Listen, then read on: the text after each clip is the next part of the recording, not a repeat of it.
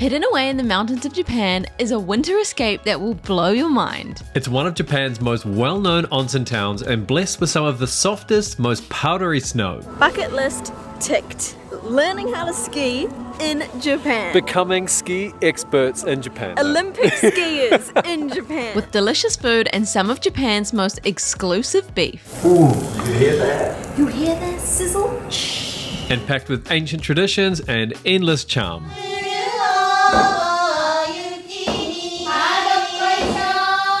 So if you've ever wondered what a winter holiday in Japan looks like, come and find out why this is one of the best kept winter secrets.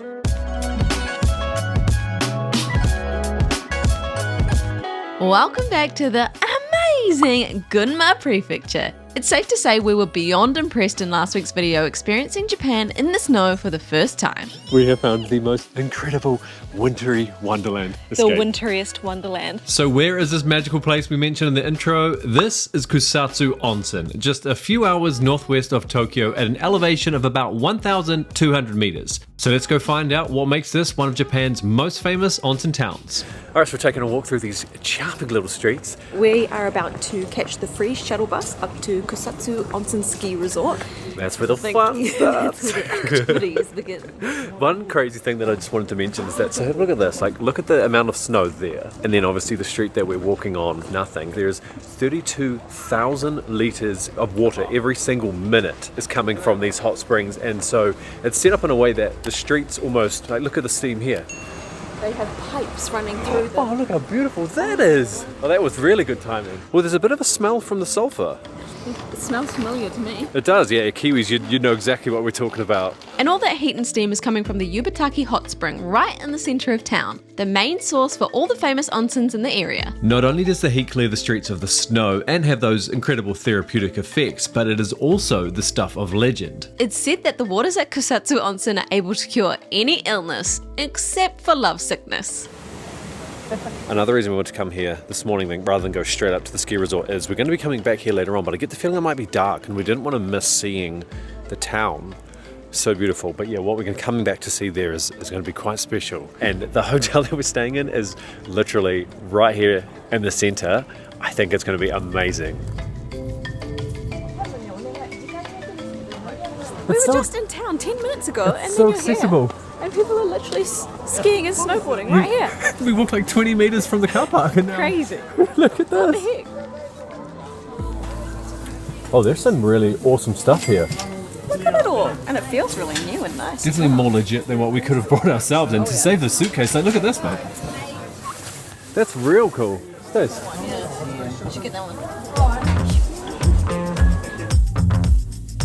We couldn't pick up.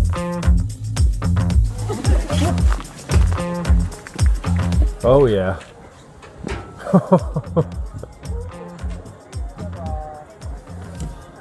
What are you thinking? What do you want to do first? We're here for some sushi for lunch. Oh yeah. And we're just contemplating whether we go on a big swing beforehand or after. And my vote is for before because we might get the queasies. My biggest question is, there's a swing right. How do they get the momentum going? How is that going to start? I reckon there's like a big pulley system. We're just going to be like, oh. Look at it. Yep. Okay, it's 2 for 1. Here we go. Put your feet up. Human driven. I thought it was going to be. It's a human engine. You know, like the swing in Queenstown. Let's go!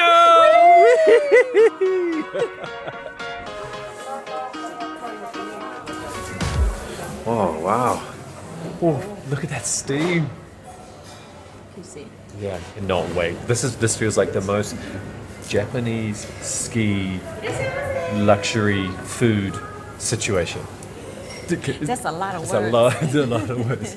Okay, there's a really particular way to eat this. There's the whole process that goes on. Very But, structured, hey? Yeah. This looks delicious. So I've got everything from shrimp to mackerel. Looks like some prawns in Yeah, there. tuna, obviously. Going for the salmon, that's how number one always is. Put it this way. like There's only salmon. one piece of salmon and I want to eat that whole thing.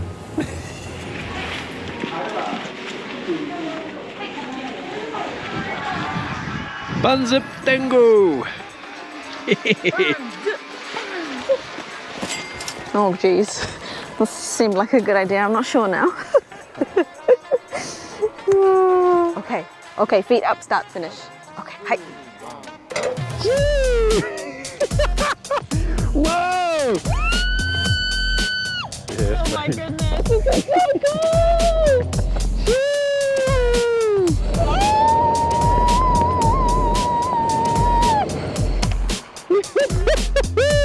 That's a fun finish. It's very rare you say that the end is awesome, but that was great.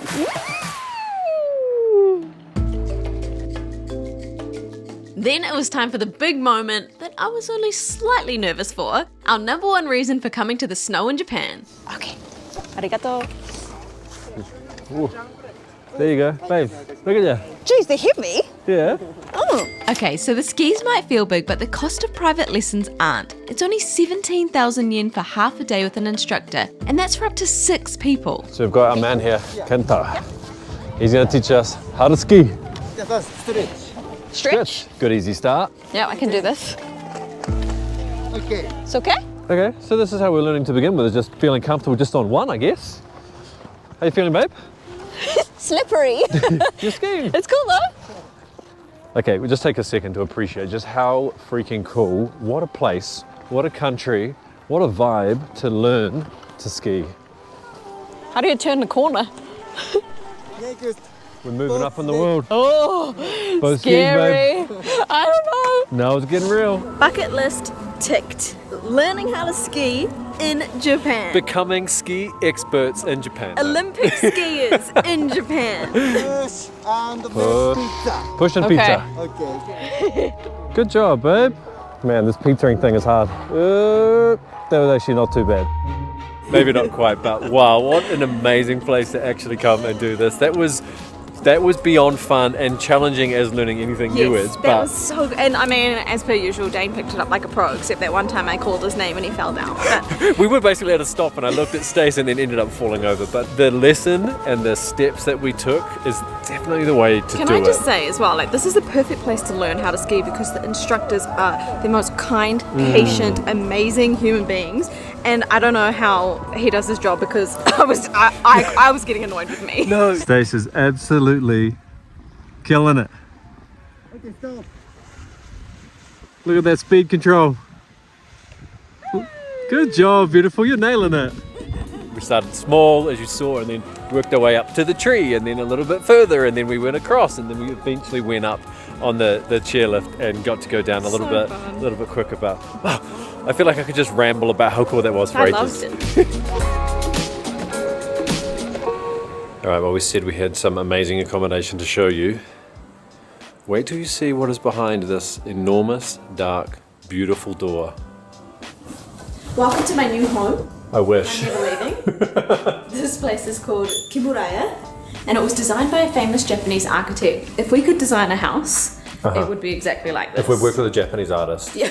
with the color And- scheme, yeah. the design, it would very much end up like this. But the cool thing about this place is not only is it in an amazing location right across the road from the hot spring, Just out there. but this is the only room.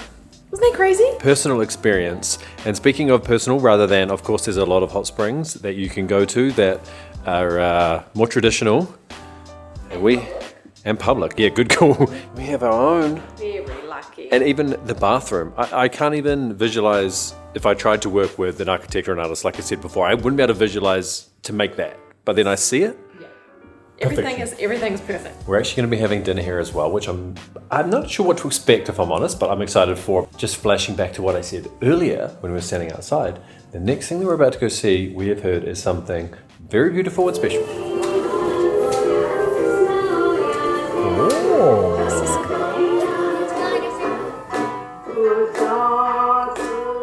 Have you ever wondered how it's even possible to bathe in a hot spring? With all that steam, it definitely seems like it's too hot to just climb on in, and that's what this performance is all about. Yeah, we're talking over 50 degrees Celsius, but cooling it down with cold water would just dilute away all the goodness and benefits, so that's a big no-no. But the Japanese came up with a unique way to cool the water. And that is how this traditional rhythmic performance called Yumomi came to be.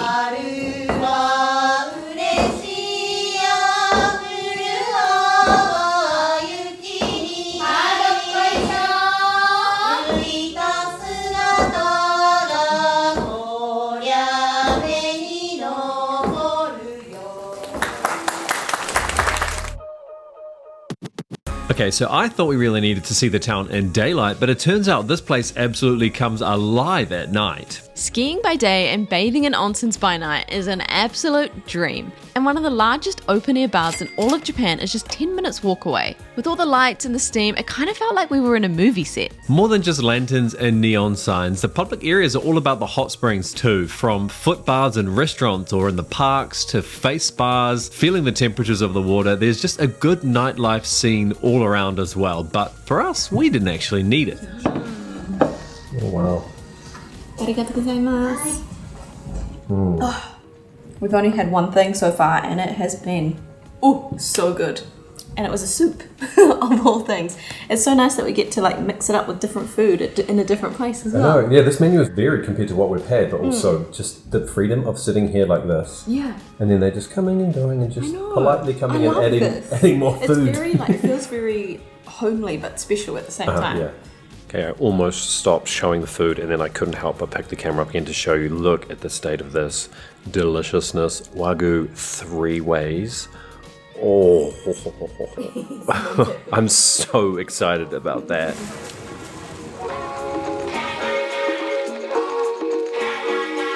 Good morning on what is sad to say, our final day in Gunma, and you can see, like, I feel a bit rude wearing sunglasses, but it's a beautiful, it's 0 degrees. Stunning. Doesn't feel like zero at Why all. does it not feel? It's the dry. Somebody tell us. It's the dry air, which makes the fresh pout. Yeah.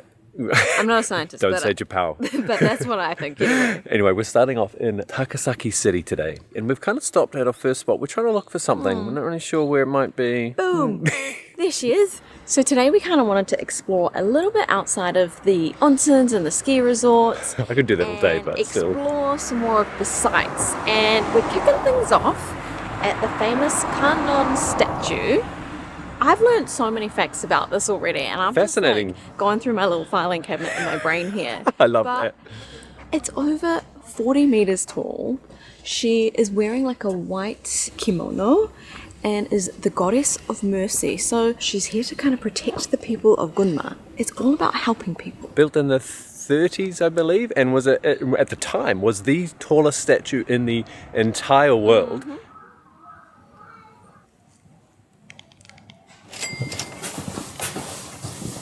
Watch your head. Oh, good advice, thanks, man. What was the first one?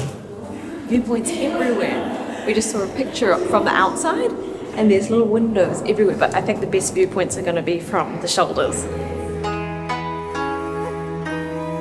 This was the stuff I was really looking forward to today because of the guy that created this thing we're about to tell you. His name was Tokuzu Yamada. He made a lot of money through kimono and through trade, and he wanted to create something that the public could come and enjoy. And that's sort of this walk that we've just done, but not any walk. An insane man-made cave. How he managed to do it, I have no idea. But throughout the cave, there's over 30 Buddhist statues, and each one of them has their own little sign, Wi-Fi inside the cave, and you can scan a QR code and find out about every single statue in there. There's over 300 meters worth down here. Just see every time you see one of these lights, that's another spot that you can stop and look at another statue and read a bit more. Sort of, it's got a feeling in there. I was going to say the exact same thing. Yeah. But some of them are much bigger too. You can walk right away. Yeah. The Zen garden, like within. Including a stop. It's for a silent moment of contemplation.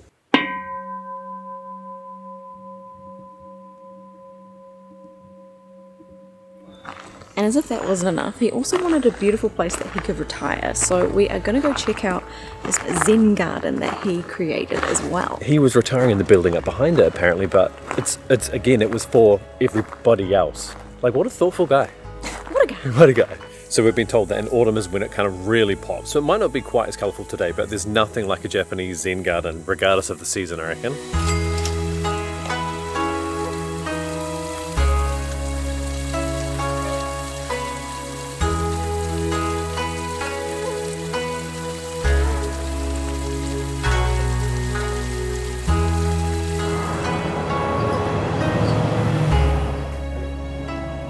I'm so excited for this. Konnichiwa. We're about to have some of the most exclusive beef in all of Japan. I have been so excited for this. I'll tell you the story because it's kind of interesting actually. Oh, that looks so good. A flank. はい、フランク。 Okay. イチボ。イチボミート。 Japanese barbecue is called yakiniku. You can hear that. You hear that sizzle?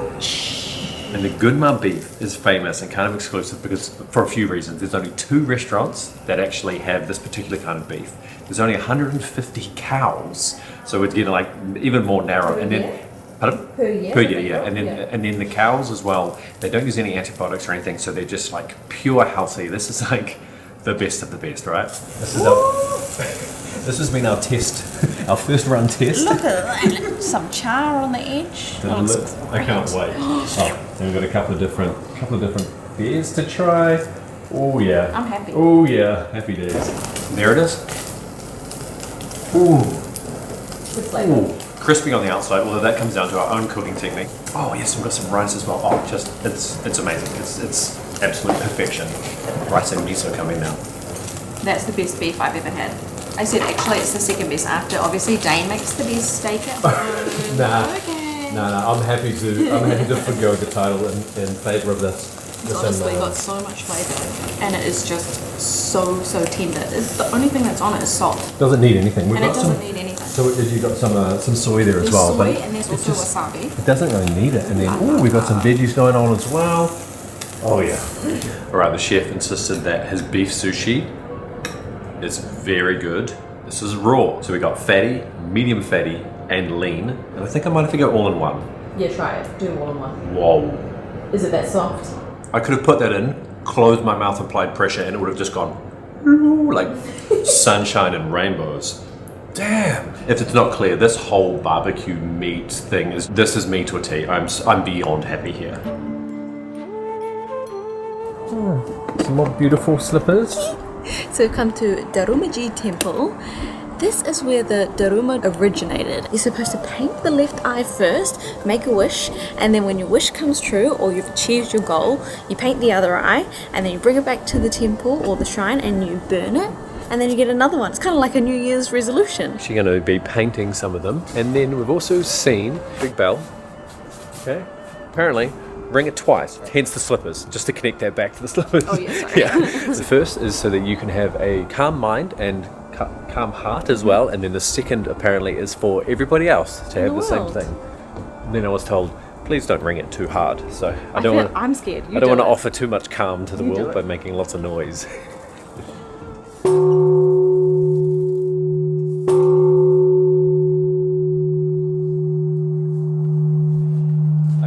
After I did the first one, am I supposed to wait for the calm to stop and then do the second, or just follow it up? And I just went for the follow-up, so I don't know. Excuse me if I've done that wrong, anybody. So you also get to pick the colour that you want. So that one's 1,000. You've gone for the classic red, apparently. Well, look, you can see this one's been also the most got popular, so that's how you know, because there's not very many left. Oh, okay. And like a lot of things in Japan, not only is there tradition, but there's obviously a process and steps, and there's so much, so intricate and so much meaning. So the Daruma's cherished as a good luck charm, and it has cranes for eyebrows, which is kind of what Stacey's working on now, and then also turtles for beards. And one of the things is... Oh, wasn't expecting that. So they don't fall over. They stay up. Whoop! I got a bit nervous. I think you did an amazing job. thank you very, very much. All your/our hopes and dreams will come true. Yours is a bit smaller. Sad to say that it's almost over our time in Gunma. And normally we finish on the... No, sorry. Normally we start with coffee. We're going to be finishing with coffee. We've just seen the Takasaki City Theatre right here next to the station, so we figured we'd take a sit down. We're a bit Japanese. We're ahead of schedule. Sit down, have a coffee before we jump on the train back to Tokyo. Ooh, it does feel nice in here. This looks like the kind of place where you're going to sit down and have a high tea, I think. And that sadly wraps up our time in Gunma. Easily our favourite place on this trip so far, and we highly recommend you check it out if you're heading to Japan too. We've still got lots more Japan content to go, so make sure you're subscribed and we'll catch you next week for more.